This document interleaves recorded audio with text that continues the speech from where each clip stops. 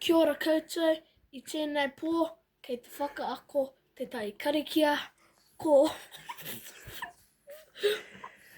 ko Te inoi. te inoi, kia mau te reo Māori,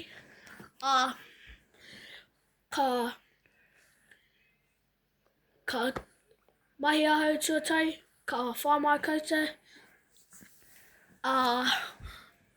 whakapiri o ringa, ka te whatu, te pāmainga, te inoi kia mau te reo Māori.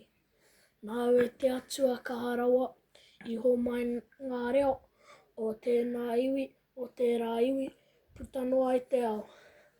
Tukuna mai ana e koe ki etahi, te whakamāoritanga o aua reo. Ko tō mātou reo, ko te reo Māori, iho mai e koe te oroko haranga anō te ao. Hei koha mau ki a mātou, te iwi Māori, hei pipiri ma mātou mō ake tonu atu. Kaua e te matua e tukuna tēnei tino taonga, kia rite ki te moa, ka ngaro.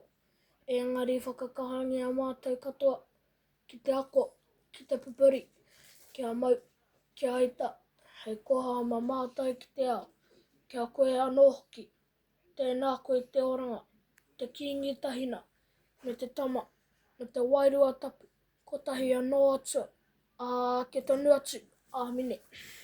Aimene. Ai, ko tērā te karikia,